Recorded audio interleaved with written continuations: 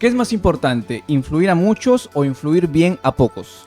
Quiero ser famoso en redes, pero para la gloria de Dios o por vanidad. ¿Y cuál es la diferencia entre influir y ser influenciado? Todo esto en este episodio de No somos de este mundo podcast.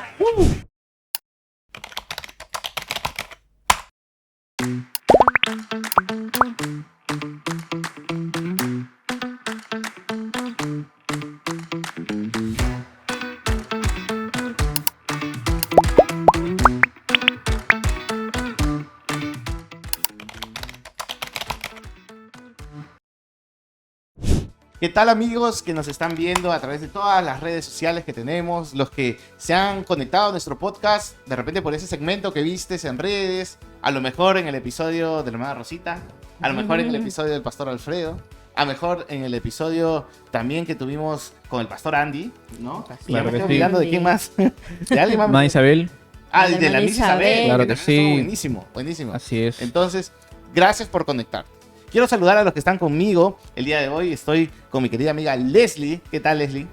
Muy bien, muy feliz y muy ansiosa por este episodio, un episodio nuevo, pero también un tema muy interesante, ¿no? Interesantísimo. Y hablando de este tema, yo creo que este señor tiene mucho que contar porque él también está con algo interesante. Así que, mi querido Juancito, buenas noches. ¿Qué tal? ¿Cómo estás, Samu? ¿Cómo estás, Leslie? ¿Cómo están, amigos que nos ven por las redes? Muy contento de estar aquí en un episodio más. Y por supuesto también con ganas de empezar este tema que está buenísimo con invitados de lujo. ¿Ah? Así es. Así Sí, de lujo. Ahora, centrando un poco el tema, que es lo que vamos a hablar acerca de la influencia, de ser influencia, ¿no? Claro. Que puede estar relacionado mucho con esto término de ser influencer, ¿no? Está muy de moda. Está muy de moda, ¿no? O sea, se han dado cuenta que incluso ya, o sea, vemos a los artistas, a las personas que son famosas de alguna u otra forma ejercer esto de influencer, pero nosotros también en casa a veces, ¿no? Grabamos nuestro TikTok, nuestro WhatsApp, ¿no? En claro. onda De hecho, de influencer. Sí, muchos empiezan así también, pues, ¿no? Sí. Y algo que comienza como juego termina de verdad ahora con todo lo que significa tener un espacio en redes. Y si tienes, digamos, una gran exposición y todo lo que haces en redes lo haces muy bien, creo que puedes llegar incluso a vivir de esto. Así es. Y sobre todo, que tenga un enfoque cristiano. Claro, ¿no? ¿no? Que pueda haber palabra, que podamos compartir, porque nosotros no somos de ese mundo. Ok, es verdad, ¿no? Ahora, tratamos en lo posible de siempre cuidar lo que nosotros publicamos, hacemos, ¿no? Como hijos de Dios. Ahora, pero la realidad es que hay influencers para todo tipo y todos los gustos. Así es, claro. Así es. Por ejemplo, mi amigo Juancito tiene algo interesante como creador de Bueno, contenido. no me gusta mucho el término influencer, te diré. ¿Ya? Ajá. Me considero más un creador de contenido de autos. Me encantan los autos desde niño. Pero no me gusta el término influencer, no sé por qué. Sí, no, algunos también dicen Sí. creador de contenido. Sí, prefiero ese término. O periodista, ¿no? Como lo que Como soy. claro, de tu carrera, ¿no? Sí, pero no me gusta el otro término. No sé por qué hay algo ahí que le Pero- rehuyo ahí. Pero influencer tiene un significado, o sea, de ser influencia, ¿no? O sea, Ujú. puede ser Sí, influencia en lo bueno, ¿no? Nosotros como hijos de Dios, ser luz, ¿no? Entonces, a veces ya el término está muy tocado y a Sí. veces pensamos que es un influencer, es una persona que no comparte la palabra, o una persona no creyente, pero no necesariamente. O sea, Es una palabra bien usada, pero con diferente enfoque, ¿no? Nosotros como hijos de Dios, poder darle ese enfoque, ese Claro, plus. se ha generalizado la frase y quizás asociado hacia algo malo, ¿no? Como cuando, Así por que ejemplo, no te sientas dices mal. No. como cuando dices, no, de repente, este jugadorazo, y ya no se refiere necesariamente a que juega bien en Claro. la cancha, ¿no? Claro, Entonces, exactamente. de esa forma. A, Ok. a propósito, síganme en... Ay, chiquito. Sí, filtren. Ahora, el día de hoy tenemos personas que definitivamente han influenciado, no solamente quizás, ¿no? De niños los hemos escuchado, ¿no? De repente yo recuerdo haberlo escuchado sentado en la banca de la iglesia de Pueblo Libre, ¿no? Escucharlo ahí de pequeño, ¿no? Y influencia para nosotros, ¿no? ¿No? Influencia para algunas generaciones, influencia a nivel del movimiento LED, ¿no? Lima del Así Encuentro es. con Dios, de nuestra denominación, y es una gran dicha tenerlo acá, privilegio. un privilegio. Y los vamos a presentar, de repente aquí vamos a poner un poquito, nuestra producción nos va a poner un poco la descripción de todo lo que han estado haciendo durante estos años, porque creo que me faltaría palabras. Pero estamos muy contentos y queremos darle una fuerte bienvenida al querido pastor Gustavo Chan y su esposa Marlene. Ahí estamos. ¿Qué tal? ¿Cómo están? Bienvenidos a No Somos de este Mundo Podcast. Sé que vienen de una conferencia que hemos tenido como iglesia, una conferencia con los alumnos del CEBAP, del seminario, maestros. ¿Qué tal ha sido esa experiencia con ellos? Bueno, buenas noches Samuel, buenas noches chicos. Hemos tenido un tiempo muy enriquecedor con los hermanos líderes de la iglesia, sobre todo pensando en que ellos no es que aspiran, sino ya han asumido la responsabilidad de servir al Señor y ser, usando la palabra, influencia para esta congregación Bueno. y también fuera de la congregación, poniendo al servicio del Señor sus dones y sus talentos. Así es. Hermana, ¿qué tal? ¿Qué tal ha sido venir a Comas después de algunos años también por aquí, creo? Sí, he visitado Comas, he tenido el gusto, el honor de poder venir a algunas conferencias de mujeres y me pareció muy desafiante. El grupo fue grande el grupo y también hubieron preguntas para las esposas. Recuerdo que fue el de la conferencia de mujeres, me está hablando de hace un par de años, me parece. No, de hoy. La de hoy. El curso de hoy. El curso de hoy también Conferencia de- hubieron varias Sí. recursos. El curso ha estado muy lindo. El tiempo ha sido también desafiante para nosotros. No solo el recordar, sino el tratar de plasmar de repente aquello que por la gracia de Dios hemos vivido y que ojalá sea de bendición para estas Amén. parejas, estos hermanos que están sirviendo al Señor. Amén. De verdad, gracias por estar aquí, por aceptar nuestra invitación, por aceptar todos los bloopers que seguro de ahí van a ver en el programa, ¿no? Pero gracias, ¿no? Parte también de nosotros, ¿no? De conocerlos quizás indirectamente ustedes, han sido dos personas que para nosotros son influyentes, tanto como ustedes, como son el pastor Mario y la hermana Rosita, ¿no? Sus historias, ¿no? La hermana Rosita estuvo acá contando bastante del paso por la iglesia del Agustino, ¿no? Y justamente ahí va esta primera pregunta, ¿no? ¿De qué manera ustedes de repente nos pueden contar un poco las experiencias de esa etapa de juventud del pastor Mario y la hermana Rosa, ¿no? La influencia que ustedes pudieron tener sobre ellos, esa trascendencia, ¿no? O qué tanto de repente pudieron ustedes, ¿no? Desde su punto de vista, influenciar en ellos. Bueno, gracias por la pregunta. Me remontas a más de 40 años atrás. Sí, yo llegué al Agustino con tan solo 22 años para encargarme de la juventud de la iglesia. Y a la hermana Rosa la conocí casi como una niña, todavía estudiando en el colegio. Una de las sobresalientes alumnas del colegio, dicho sea paso. Y también desde esa edad ya era la soltera codiciada de su promoción, ¿no? Ay. Al pastor Mario lo conocí al año siguiente. Él se convirtió en la iglesia. Y valgan verdades, cuando él llegó a la iglesia era el Brad Pitt de la congregación, ¿no? Porque practicaba juntaron. mucho deporte, era futbolista y movió un poco el gallinero cuando llegó a la iglesia. Pero algo que yo pude notar en ambos, cada uno en su respectivo ángulo, tenían hambre por la palabra, deseo de conocer al Señor, y también dentro de esa sana curiosidad había el deseo de conocer al Señor para servirle, para darle su juventud al Señor.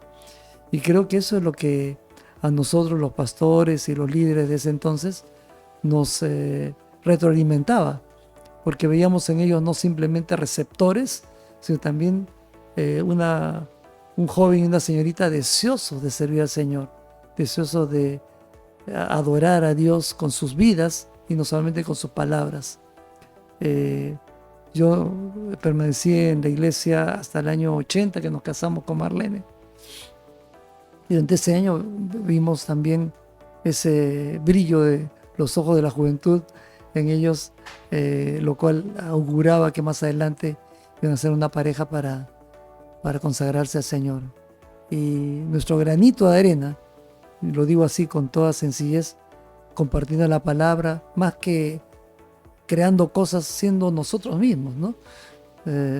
Sirviendo y compartiendo lo que nosotros habíamos aprendido también de otros, creo que fue nuestro granito de arena para sembrar en ellos el deseo de, siendo más jóvenes que nosotros, consagrar sus vidas al Señor para servirle.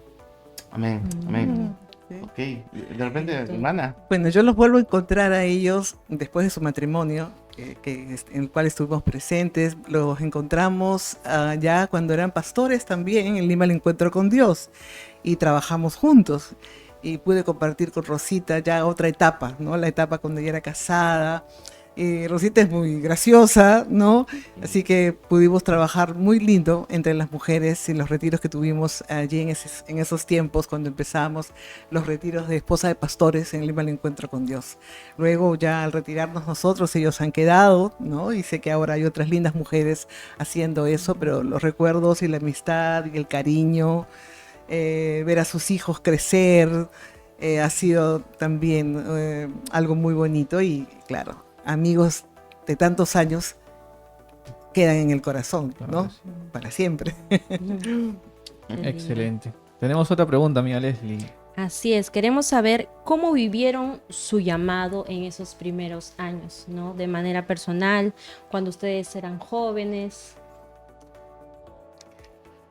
A ver, empiezo yo, porque ya estoy con la viada.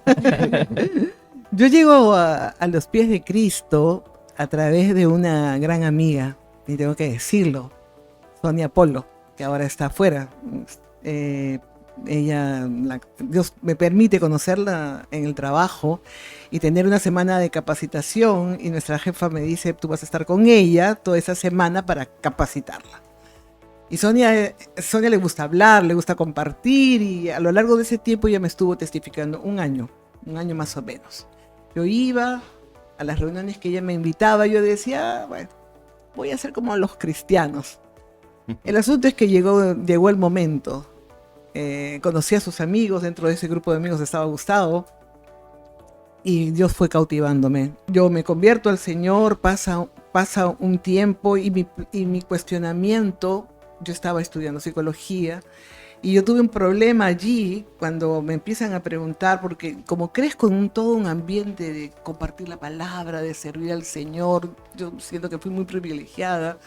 Eso era el día a día allí, ¿no? En la iglesia del Lince. Y me empiezan a preguntar sobre el servicio a Dios, si yo quería dar un paso más allá del que ya estaba haciendo. Y me empecé yo a preguntar eso, y empiezo nuevamente a recordar de dónde Dios me sacó, para qué Dios me sacó. Y empieza mi quiebre en el asunto de si era Dios capaz de salvar a la gente que tenía problemas emocionales o psicológicos graves. Y allí empezó lo difícil, porque si yo tomaba, estudiaba, de repente dejaba la carrera, y empiezo en todas esas luchas. Dios me vuelve a recordar de dónde me saca. Y cuando yo dije, yo quiero estudiar psicología, no solamente para cuidarme a mí misma, Dios había hecho de mi vida algo importante, había curado muchas heridas en mi corazón, y pienso que la salvación es tan completa y tan integral que abarca todo eso. Entonces no se podía limitar, no se debía limitar solamente a mi vida, sino que tal vez podía darle a otros. Y tuve una pequeña conversación con el pastor Smith, y luego Dios me habla a través de la locura de Nabucodonosor. Y como Dios es realmente el médico, el psicólogo y el psiquiatra divino. Amén.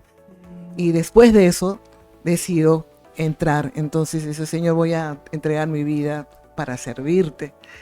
El problema fue que después que yo decido y lloro y me emociono, mi mami me mira y me dice, no vas a seguir estudiando, todavía dependía de ella. Y el consejo de mi pastor de jóvenes, Fernando Lai, en ese tiempo me dice, obedece y espera el tiempo de Dios. Dios va a alinear las cosas en su momento adecuado. Esperé un año que mi mami pudiese decirme, estudia. Pero quería tener la bendición de ella para poder saber que mi llamado era de Dios y que también mi familia me apoyaba. Y mi mami una noche me llama y me dice, yo te he visto así y te veo de esta manera y creo que Dios ocupa ahora un lugar muy importante para tu vida. Y si tú quieres servirle, hazlo. Y cuando ella me dijo, estudia, pero pobre de ti, me dice, no, estudias y terminas. Eso fue para mí un desafío terrible, porque yo estudiando me caso. Y yo dije, no, yo termino como sea. Así que yo terminé embarazada de mi tercer hijo, pero terminé en teología agradecida al Señor, porque eso es a eso me había llamado y eso quería hacer toda mi vida. Muy bien, hermana. ¿Usted viene de una familia creyente? No. No viene. Mi familia no es creyente. ¿Y usted cómo fue de influencia con su familia? ¿No? Porque usted conoce al Señor, pero si la familia no es creyente, ahí también, ¿cómo usted pudo influenciar en la familia? Yo reconozco que el primer día, cuando yo recibo a Cristo, lo recibí con lágrimas. Ahí en la iglesia Lince, en una prédica del pastor Carmelo Terranova. Habiendo escuchado ya una semana previa y habiendo ido casi un mes, ¿no?, a la iglesia, y me salía molesta, porque ahí estaba luchando con Dios. Cuando acepto a Cristo como Señor y Salvador, yo llego esa noche a mi casa, me acuerdo, y en el año 77, y despierto a mi familia, y le empiezo a contar con lágrimas que había encontrado a Cristo. Yo vivía con mis abuelos y con mi mamá. Y ellos me miraban, veían mi alegría, no entendían acabilidad porque era una familia católica, ¿no? Normal. Y ellos, ya, mi amor, está muy bien, tranquila, ¿no? Pero había una alegría muy grande, muy grande dentro de mí. Gracias a Dios, las personas que estuvieron a mi alrededor me sostuvieron mucho en algunos conflictos que yo tuve. Por ejemplo, mi mami, ella, Semana Santa, salía a recorrer las 7 iglesias, y no eran 14, eran 7, pero tenía que recorrerlas. Tenía que ir a hacer varias cosas con respecto a su propia fe. Y yo, recién convertida, decía, no, yo ya no quiero participar de eso. Y creo que fue sabio en el sentido de que ella me dice, me confronta, tú eres mi hija, me tienes que obedecer. Y yo me pongo a llorar y hablo con la persona que me estaba discipulando, que era Sonia, seguía siendo ella la persona que me discipulaba, y me dice, ve, tú sabes lo que has creído, tú sabes cuál es tu fe, pero acompáñala, porque ella no está comprendiendo y no está entendiendo. Para ella tú eres el mejor ejemplo de lo que Dios puede hacer. Silenciosamente sigue la de tu mami. Y yo la acompañé. Claro, hice eso y traté de no concentrarme en las cosas externas, sino en mi mamá. Mi mamá fue mi primera lucha. Luego, como les contaba, yo estuve creciendo en la iglesia, EBDB, clases que había para niños. Me llevaba a todos mis primos y a mi hermanito. Cantata que había me los llevaba. Y uno a uno chiquitos fueron haciendo su decisión. Y yo siempre recuerdo una noche en el Agustino, yo le pedí por mi abuelo. Al día siguiente, era su cumpleaños, mi abuelo había tenido una parálisis y se ponía a llorar porque ya no se podía movilizar como él seguía movilizando, y se ponía a llorar. Y ese fue mi primer contacto con él. Le hablé del Señor y él en lágrimas recibió a Cristo. Al poco tiempo mi abuelo muere. Pero antes que muera, yo, antes de ir a darle las clases a los niños, venía y se la daba a él. Porque era como un niñito. Y todos los dibujitos, todo se lo ponía y él los escuchaba y lloraba porque ya no podía comunicarse mucho. Y recibió a Cristo. Esa fue mi meta, mis abuelos, los que me habían casi criado. Y luego mi abuela, en su lecho de muerte, recibió a Cristo. Y cuando ella muere, a los pocos meses, con un cáncer, mi niña, que ya estaba pequeñita, de 2 años, le tocaba la pandereta para que ella siempre escuche una alabanza al Señor. Y cuando ella muere, eso para mí fue una certeza que ella había recibido a Cristo. Le pide a mi mamá y le dice, voy a morir. Ya llegó el momento, vísteme de esta manera, vas a hacer esto, le dice a mi mamá, y quiero que en ese momento tú me leas el Salmo 23. Wow. Y así muere.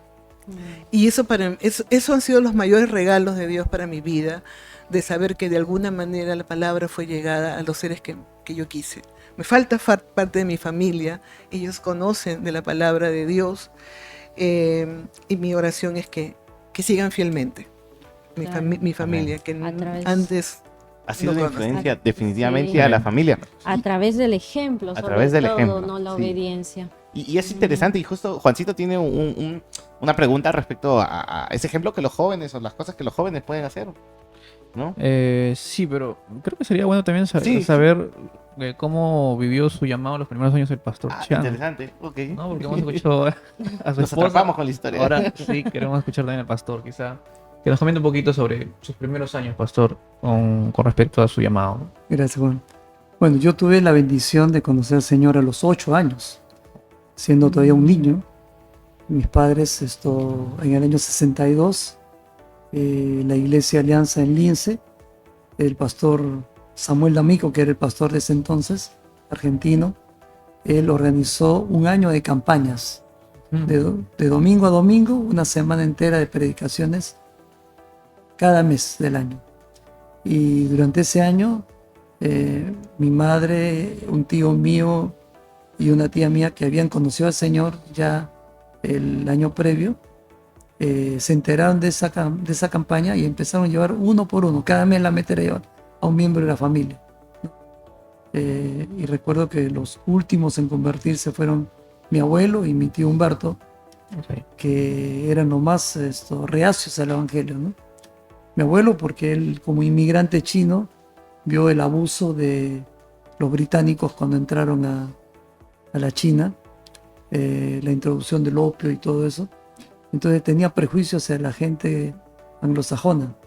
Y como vio a algunos misioneros canadienses, norteamericanos en la iglesia, dijo, no, estos no son gente de fiar. Tenía ese prejuicio. Pero aceptó ir a una noche de campaña, entendió el evangelio y entregó su vida a Cristo.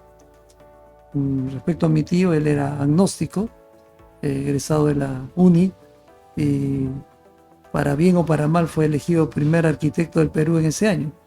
Entonces se sentía muy autosuficiente.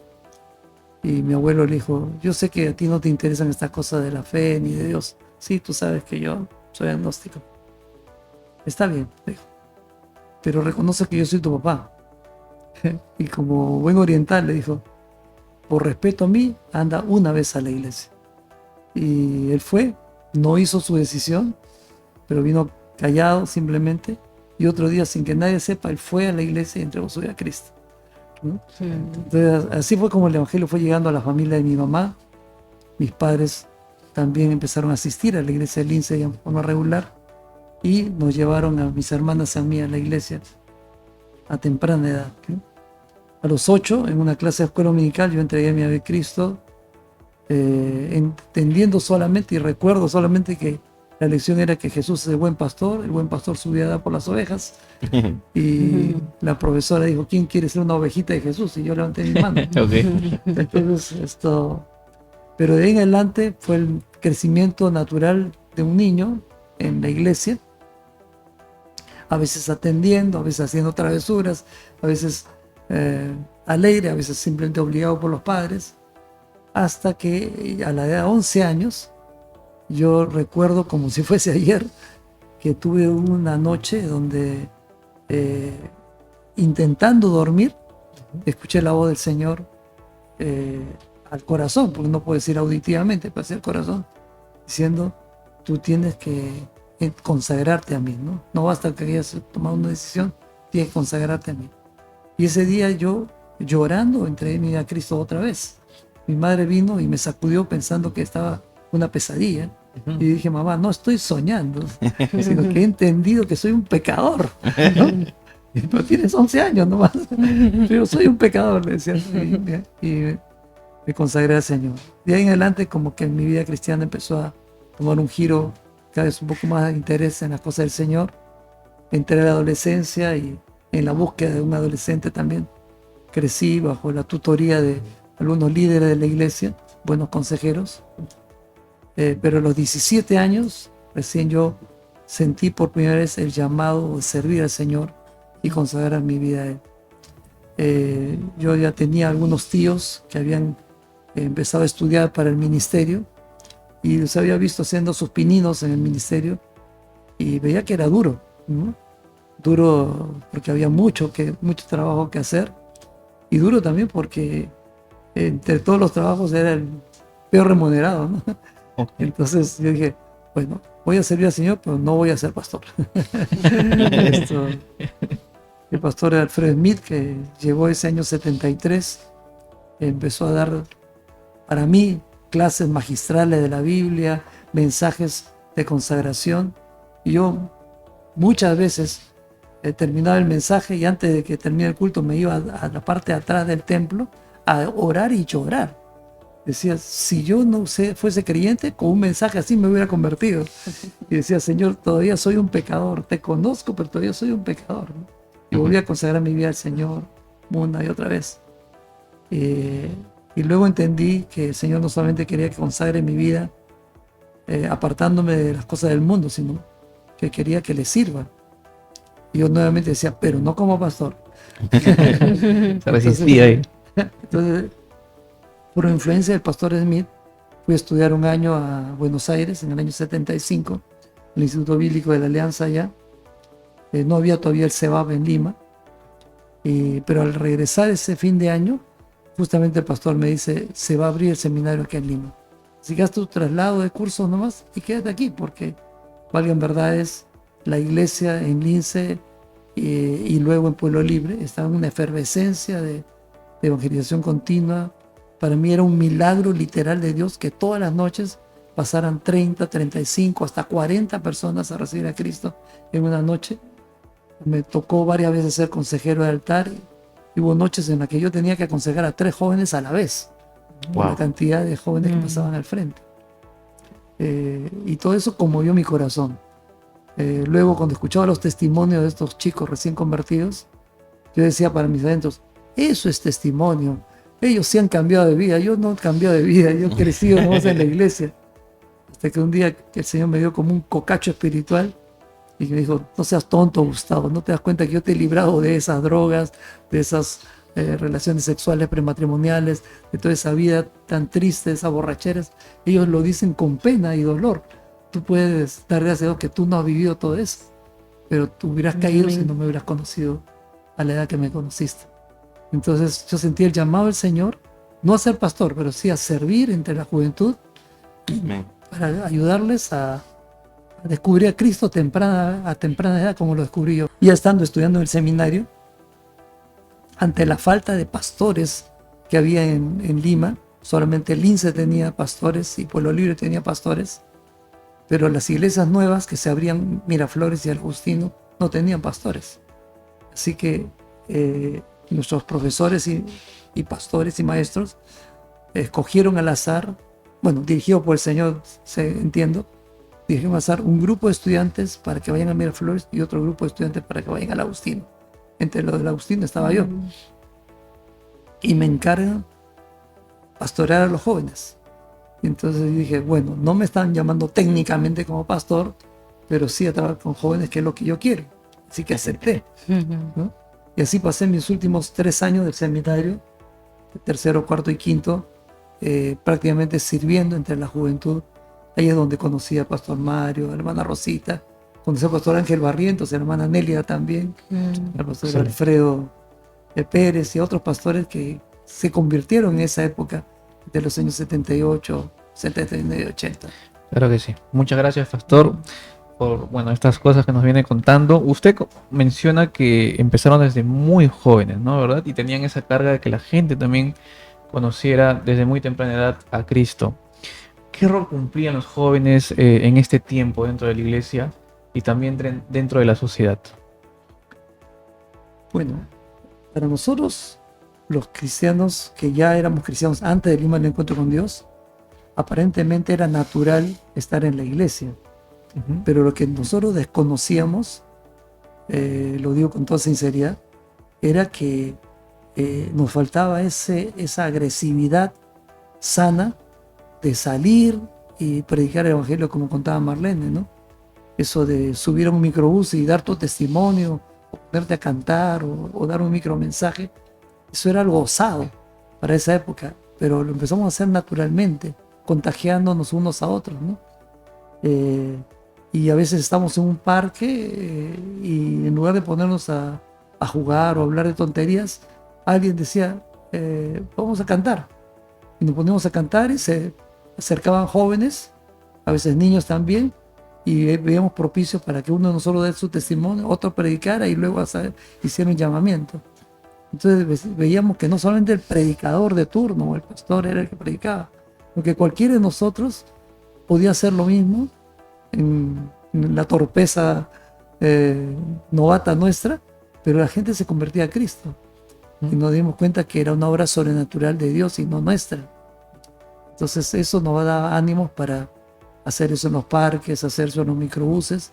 Inclusive si la campaña empezaba a las 8 de la noche, desde las 6:30, 7 ya estábamos en la iglesia, y en la puerta de la iglesia nos poníamos a cantar para que la gente que pasara, por curiosidad, preguntara qué va a haber acá. Y lo metíamos adentro para que reciba la campaña. Excelente. Digamos, entonces los jóvenes cumplieron un rol muy importante de influenciar, ¿no? Digamos, en esta época, digamos, dorada, por decirlo así, en el cual mucha gente vino a los pies del Señor, ¿no? Mira que la influencia no solamente quedaba en el testificar, sino que muchos de los que se convertían y tenían el talento de la música, se ponían a componer canciones inéditas, ¿no? Okay. Canciones que luego se sumaron al repertorio del corario de la iglesia y que hablaban de sus propios testimonios, de sus propias conversiones. Y nosotros sabíamos, ¿no? Porque este había estado en drogas, este había estado en el mundo, y estaba contándolo a través de sus canciones. Y era pues doblemente impacto para nosotros, ¿no? Así es. ¿A qué nivel de influencia se llegó con jóvenes que estuvieron dispuestos también a, digamos, a hacer la voluntad de Dios, a escuchar su voz y a influenciar en más jóvenes justamente para que... Mira que cuando conozcan a empezó Dios? la iglesia Miraflores, donde Marlene empezó a asistir, se convirtió en una chica y luego un chico que habían sido drogadictos. Se consagraron tanto al Señor que hablaron con los pastores, ¿por qué no podemos formar un grupo para salvar a drogadictos? Y se formó Sí. un grupo que se llamaba Cristo para Drogadictos. Ellos dos empezaron allí y se fueron convirtiendo otros chicos, dejaron las drogas y empezaron a ganar a chicos y chicas para Cristo. Wow, increíble. Aún la forma, exacto, aún la forma en cómo nos movíamos en la iglesia de Miraflores, porque era chiquita, estaba en la cuadra 4 de la Avenida Benavides, una casita chiquita, ¿no? Entonces ellos, los pastores, que en ese momento realmente eran los encargados, jóvenes mayores encargados, estaba el pastor Javier, que estaba joven todavía, pues, ¿no? Eran los cafés, se empezó a hacer una especie de lo que llamamos café charla, ¿no? Se ponían los sábados en la noche, así con luz un poco tenue, en diferentes mesas estaban los jóvenes con más referencia bíblica, otros preparábamos el café, otros lo servían, dos de ellos tocaban guitarra o quena y cantaban, y otros salían al arco y se traían a los jóvenes o a la persona que quería tomarse un café y escuchar algo espiritual. Hasta los Hare Krishnas han entrado, ¿no? Y el lugar era tan chiquito que se llenaba el primer piso y el segundo piso. Para mí, que yo empezaba en la fe, fue muy desafiante. Y los pastores, los encargados nos instaban que nosotros en los lugares que estemos podíamos también llevar esta palabra como lo hacemos, y nos impulsaban dándonos diferentes recursos.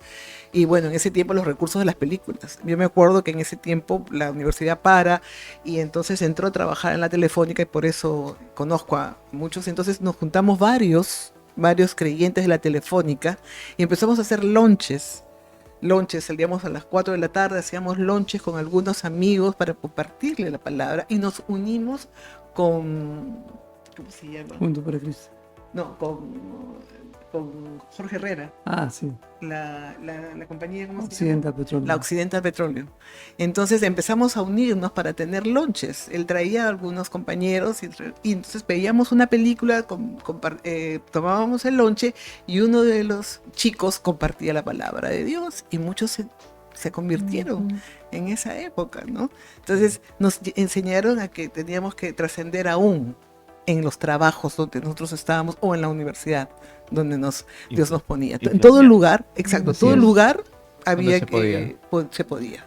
Ahora, Excelente. eso nace de nosotros por una razón, los cristianos. Hay una razón fundamental y es el título de nuestro podcast. Porque nosotros No somos de este mundo. Ok, Leslie, tienes una pregunta. Sí, ¿alguna vez se sintieron presionados en encajar en vez de influenciar? Yo no sentiría eso. En primer lugar, nadie nos decía que teníamos que influenciar. Esa palabra no se usaba mucho.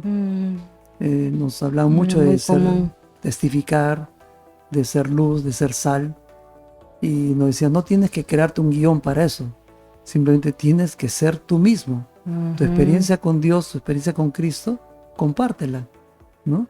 Algunos la van a aceptar, otros la van a rechazar, pero no te enfoques tanto en los resultados, enfócate en hacer tu parte, ¿no? Por eso que yo, que había crecido en la iglesia, tenía cierto temor porque ya había experimentado el rechazo a ser evangélico cristiano en el colegio.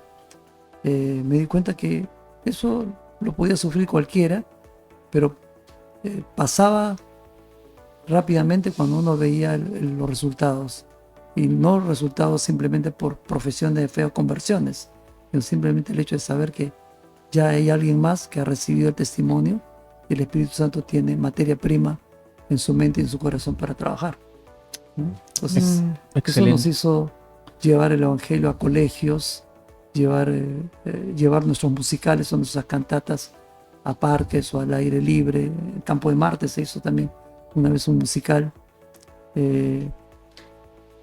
Logramos llegar a una columna en el Diario Expreso 2 veces por semana, Wow. martes y jueves, donde se Excelente. publicaba un micromensaje que adaptaban de uno de los predicadores de turno, y también se transmitía por Radio Pacífico los cultos dominicales de la iglesia en Lince.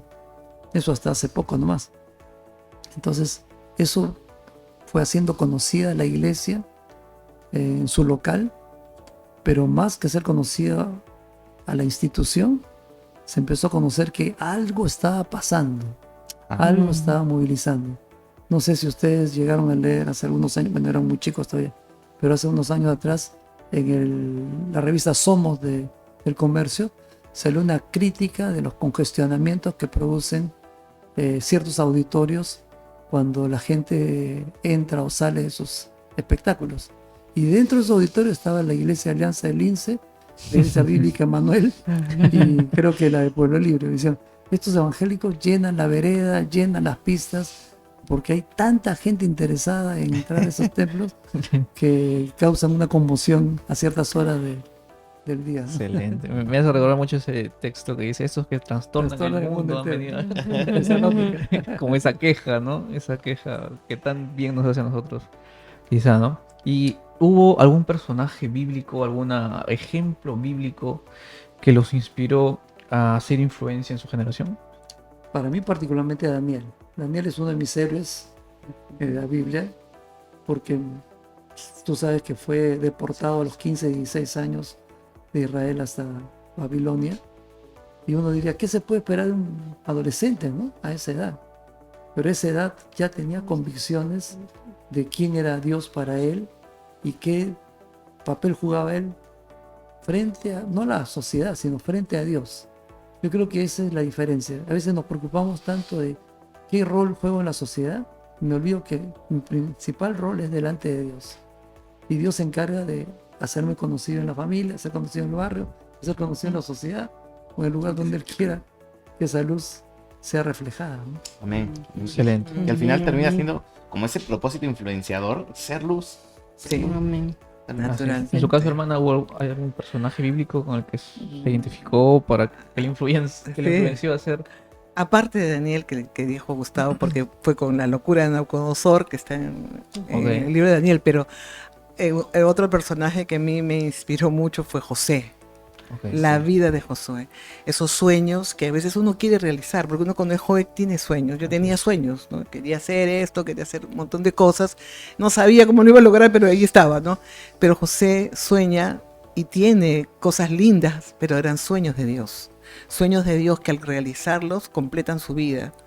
Y a veces uno piensa a veces de manera egoísta, ¿no? Y no digo que uno no pueda tener deseos, que uno no quiera, pero creo que cuando uno es hijo de Dios, uno tiene que ser sensible a lo que el Señor quiere y de verdad es que decir dónde es que pongo mi realización. Yo lo necesitaba. Como les digo, yo estudié algo porque necesitaba primero recomponerme yo para poder dar a otros, y el que me recompuso fue Cristo para poder entonces dar de Él. Esa es mi primera base. Entonces, José para mí es el hecho de que su vida pudo ser una telenovela así, turca, mexicana, brasileña, pero fue el hombre restaurado por Dios, tan real, tan viviente. Entonces, para mí era la posibilidad de una esperanza, Amén. ¿no? De volver. Amén. Cerramos este Sí, segmento con sí. una pregunta muy buena, Leslie. Sí, muy bien. Hay bastantes parejas jóvenes, sobre todo la juventud es quienes nos sintonizan, ¿no? Los jóvenes son los que están atentos a todo lo que son las redes sociales, ¿no? Y ellos quieren saber qué consejos se les podría dar a ellos, ¿no? Siendo parejas jóvenes que tienen el deseo de poder servir al Señor desde su corta edad, desde su juventud. Hemos visto algunos que ya están enamorados desde sus 17, 18 años. ¿Qué consejos se les podría dar a ellos? Bueno, yo he tenido la gracia y bendición de crecer, como les dije, bastante niño en la iglesia. Y eso me permitió estar bastante apegado a las familias pastorales de turno, ¿no? Al primer pastor, al segundo pastor, al tercero. Y esa cercanía con ellos hacía que, no necesariamente como una consejería formal, pero sí a través de una transmisión natural de vida, yo observara muy de cerca a las familias pastorales en su parte humana, en su parte del día a día. Y yo me di cuenta que no eran marcianos, no eran extraterrestres, ¿no? Que eran personas muy corrientes como mis padres y sus hijos como yo, que cometíamos errores, que a veces se nos iba la mano, teníamos que pedir perdón. Y el ver esa parte me hizo ser más libre para reconocer que no tengo que encajar en un molde de perfección, un molde ideal, ¿no? Y doy gracias a mis pastores y líderes que no me exigían eso, no me estaban pidiendo que rompa un récord, que llegue a una medida, ¿no?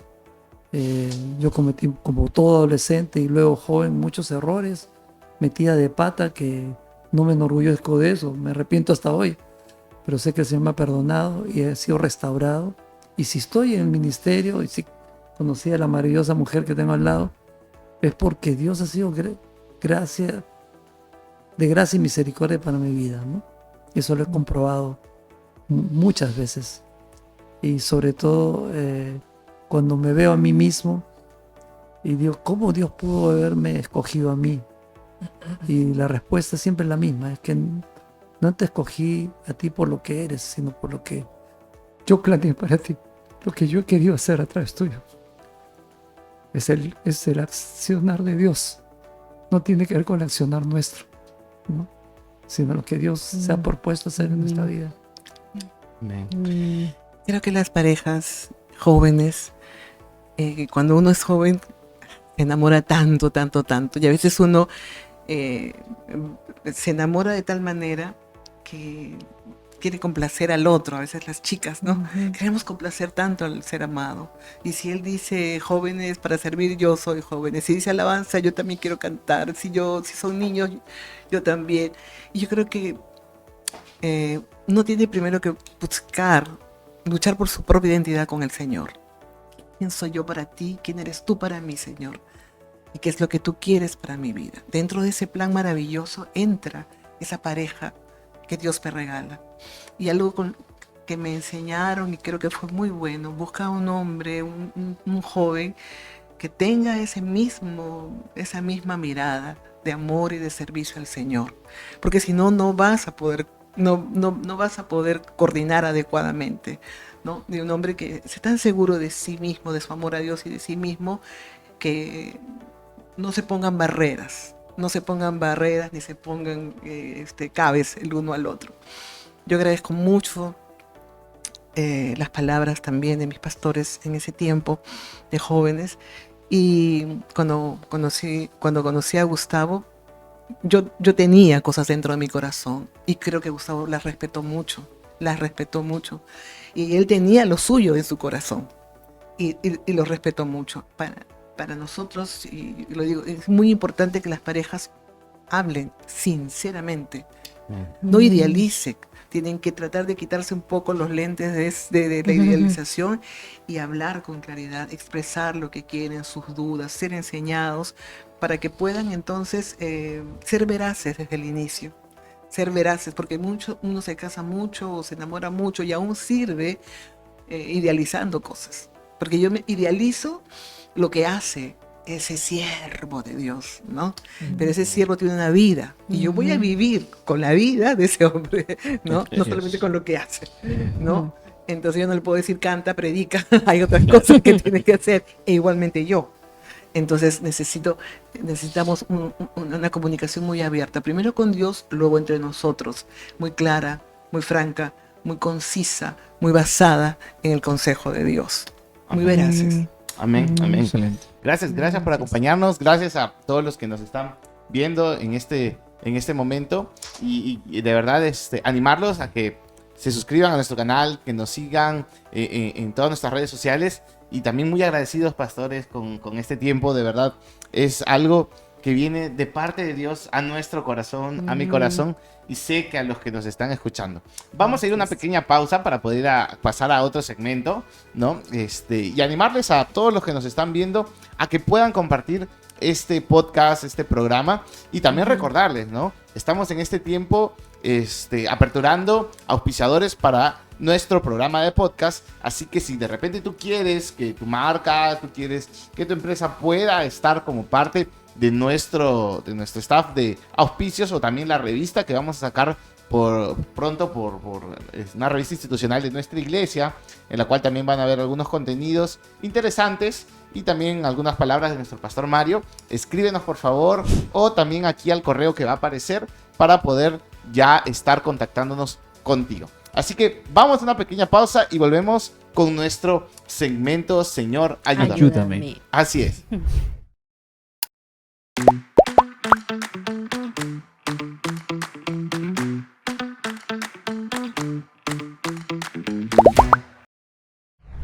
Muy bien, chicos y chicas, amigos, amigas, hermanas, regresamos en este segmento de Señor, ayúdame, en donde vemos un poquito preguntas un poquito más profundas, viendo un poquito más, ando un poco más en el tema, ¿no?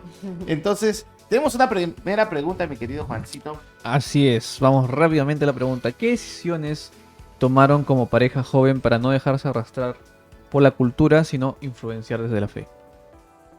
Una de las cosas que a nosotros nos ayudó, Pablo, Marlene y yo, fue conocernos dentro del ambiente cristiano, pero no pasivo, no inactivo, sino en plena efervescencia de Lima el Encuentro con Dios.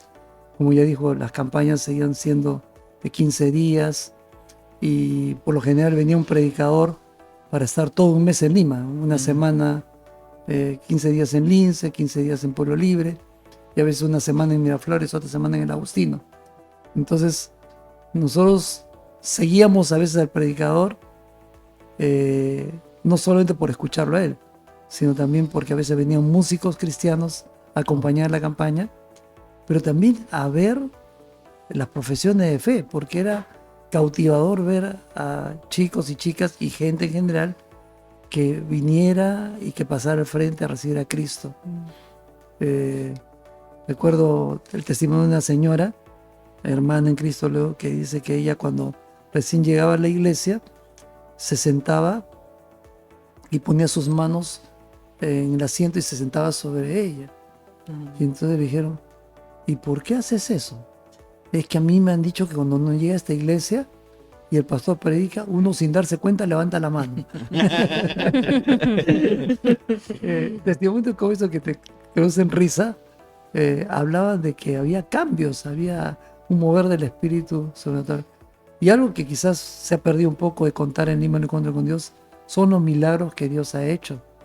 porque es un milagro que alguien deje las drogas, es un milagro que un hombre maltratador se vuelva un padre amoroso, un esposo fiel, ¿no? Y también gente que haya dejado las drogas, gente que dejó el alcohol, etcétera, etcétera, ¿no? Y a la par de otros milagros de sanidades físicas, de sanidades emocionales. Yo creo que a nosotros, siendo jóvenes y activos en todo ese mover del espíritu, no teníamos tiempo para deslumbrarnos por las cosas de ese momento. No es que no había artistas famosos, no es que no había espectáculos atrayentes, pero a veces usábamos esas herramientas, esas cosas como oportunidades para testificar. Por ejemplo, en esos años se inauguró El Exorcista, ¿no? Okay. Y también Tiburón 1, ¿no? Y había inmediatamente la creatividad de sacar folletos evangelísticos que decía, cuidado con el tiburón, ¿no? Y luego todo un testimonio de cómo el mundo trata de devorarte con sus cosas, ¿no? O también hablando de la obra satánica, ¿no? Disfrazada detrás de muchas cosas en la sociedad moderna. Entonces, ver esas cosas hacía que los jóvenes viéramos, ¿cómo te puedo decir? Como interesante la vida cristiana, ¿no? Porque desarrollaba tu creatividad, desarrollaba tu oportunidad de llegar a los medios, ¿no? Claro. Y ya te imaginas a nosotros parados en la puerta de los cines repartiendo los volantes, que cuando salen de la película de verte Exorcista, tú sabes que Cristo existe y te puede librar de todo esto. Entonces, era cosa muy especial, ¿no? Muy estratégico y Muy muy creativo Sí. también, ¿no? Una de las cosas que a mí me ayudó en mi juventud para cuidarme, aparte de lo que decía Gustavo, era el discipulado cercano. Creo que muchos de nosotros participamos de un discipulado muy cercano, de una cercanía de nuestro pastor y de la gente que ponían a nuestro cargo. Y esas personas nos acompañaban a diferentes espacios de nuestra vida. Entonces me parece que para mí fue muy importante que tener a las personas, 3 mujeres importantes en mi vida, 3 jóvenes como yo, pero muy importantes en mi trabajo, en mi casa, con mi familia, con mis amigos, saliendo a diferentes espacios. Entonces esas personas estaban muy presentes en mi vida y en cada una de ellas me aconsejaban con la palabra, dejándome. A veces yo me acuerdo que una de ellas vio que de repente yo estaba haciendo algo que no era lo propio de una hija de Dios, pero yo no sabía, y ella esperó calmadamente, me observó, me miró, luego hicimos toda una conversación, ¿no? Y su presencia, su acompañamiento, su explicación, su compasión, hacían que realmente yo comprendiera y entendiera qué era lo que el corazón de Dios quería y no solamente cumplir con una regla. Entonces, para mí el discipulado que se tuvo en ese tiempo con nosotros fue muy, muy importante. Y de allí brotan amigos que miren cuántos años han pasado y nos seguimos mirando, escribiendo, cuidando. Ok, tenemos otra pregunta, no, de verdad está hablando un poco del movimiento LED que hubo hace años. Me emociona escuchar todas estas cosas que hacían, sinceramente, y me reta, y creo que nos reta a decir, o sea, a los que trabajamos de alguna otra forma con jóvenes, que estamos a decir, uy, es verdad, nosotros también debemos hacer eso, ¿no? Mover eso, estar... Y justamente va por ahí de repente la pregunta, ¿no? ¿Se podría hacer, o qué faltaría, qué se necesitaría hoy para volver a hacer ese tipo de movimiento que se hizo con LED hace muchos años atrás, ¿no? Para despertar a los jóvenes, ¿no? A lo mejor algo en redes sociales o no sé, ¿qué se le hacen? Porque imagino que se les ha pasado por la mente de repente, uy, ahora, ¿cómo los jóvenes no hacen esto o algo, ¿no? ¿Qué tal en eso? Yo creo que del lugar donde Dios les ponga a la juventud, siempre será una oportunidad para expandir el evangelio y para expandir el amor de Dios de diferentes formas. Pero creo que las vivencias de persona a persona son incomparables. Yo creo que es ahí donde crece todo lo demás, ¿no? Y yo creo que todo está tan globalizado Siempre tenemos que cuidarnos de que no digamos que lo pasado fue mejor que ahora. Tuvo su momento, tuvo su tiempo, pero creo que una de las cosas importantes es recordar que Cristo era el centro tan real. O sea, habíamos llegado a una crisis, muchos de nosotros llegamos con una crisis, ¿no? O sea, llegamos con una crisis y de reconocer, realmente soy pecador y realmente necesito de este Cristo, ¿no? Y a veces sin querer hemos creado toda una cosa tan bonita para que la gente, los jóvenes se sientan tan bien, tan bien, que entonces y no le permitimos que tengan su propia confrontación personal en cuanto a su propio dolor. No queremos que sufran, ¿no? Y a veces el sufrimiento te lleva a poder identificar dónde estás y lo que necesitas, y que eso solamente te lo puede brindar Cristo. Y tiene que venir de aquellos que discipulan, que crean lo mismo. La vida cristiana no se fabrica, no se maquilla. Tienes que morir para nacer, y eso es algo que creo que lo fuimos, que es válido para todas las épocas. Wow. Que es válido para todas las épocas. Amén. Sí, tenemos una última pregunta, ¿no? ¿Y qué le podría aconsejar a los jóvenes que son de influencia, pero que no ven los frutos? Siento que no veo que estoy dando frutos, tal vez doy lo mejor de mí, hago mi mayor esfuerzo, pero no veo los frutos. Unas palabras de ánimo, tal vez. Bueno, la palabra de ánimo que me viene a la mente ahora es que el que hace la obra es el Espíritu de Dios y no nosotros.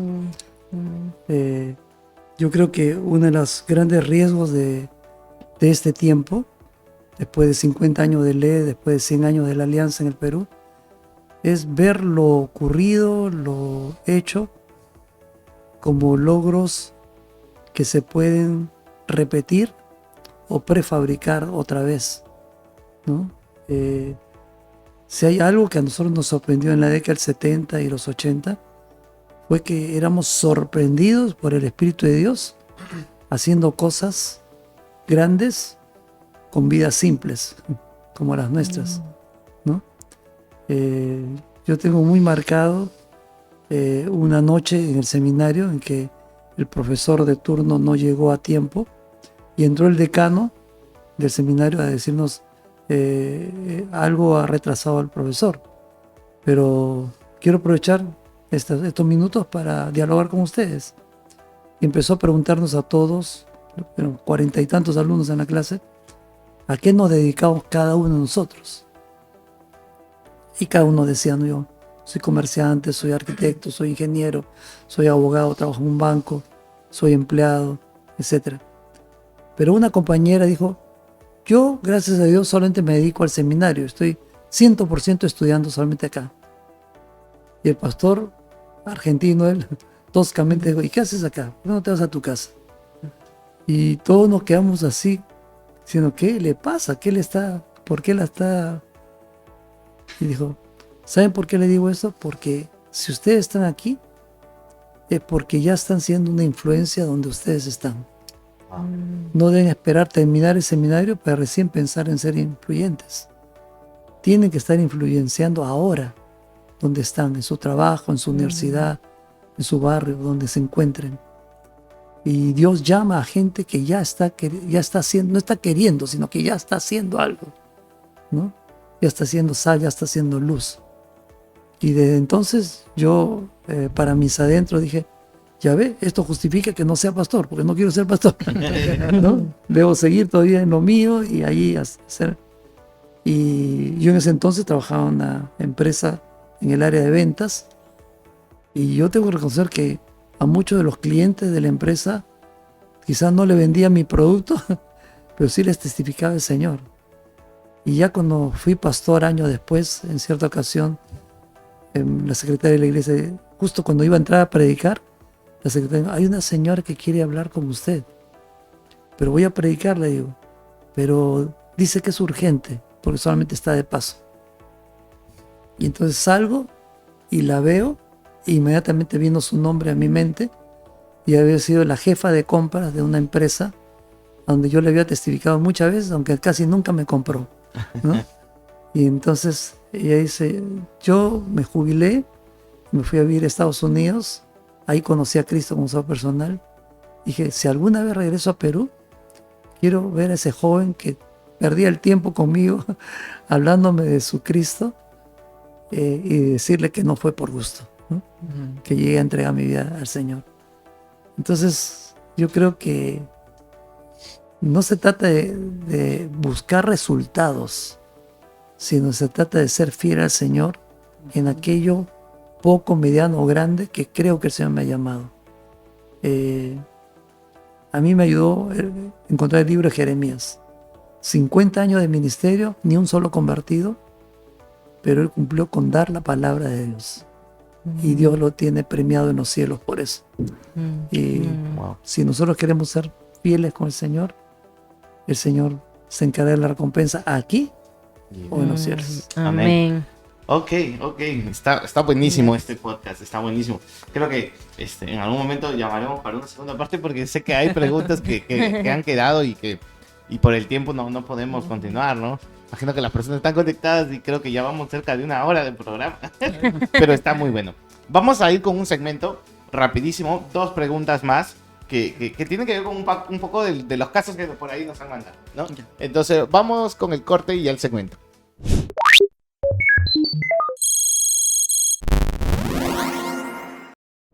Ok, volvemos y estas 2 últimas preguntas de este segmento de preguntas al aire van a estar un poco interesantes porque sean más que preguntas, creo que son casos, ¿no? Y para eso tenemos desde cabina, ¿no? De control a nuestro querido amigo José Peche, más conocido como JR, ¿no? Que nos va a estar dando la pregunta.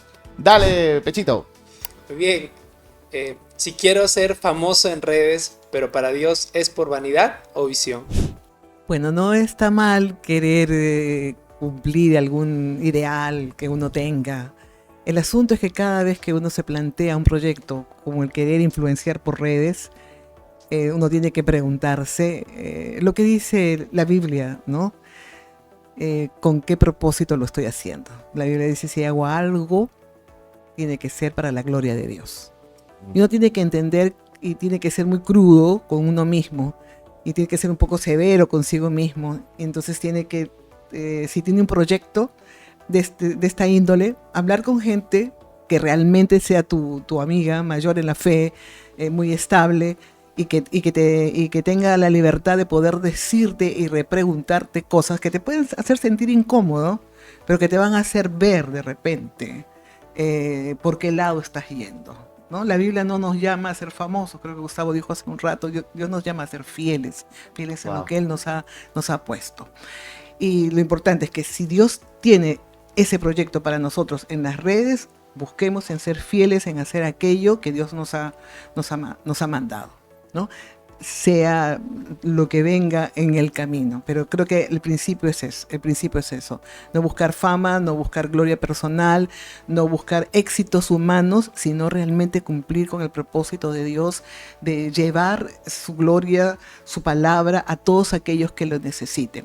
Los aplausos que puedan venir para nosotros, inmediatamente hay que quitarlos para volverlos al Señor y prontamente tener a alguien cercano para que sea nuestro pinchaglobos, ¿no? y que nos ponga siempre en tierra. Tú eres siervo, tú eres sierva y solo haces aquello que Dios te ha dicho que debes hacer. La gloria vuelve para Él y entonces nuestros sentidos van a estar limpiecitos. Amén. Para poder hacer lo que Dios quiere. Bueno, Marlene ha dicho casi todo. El Señor Jesús dijo, quien quiera ser grande entre ustedes, tiene que aprender a ser su servidor.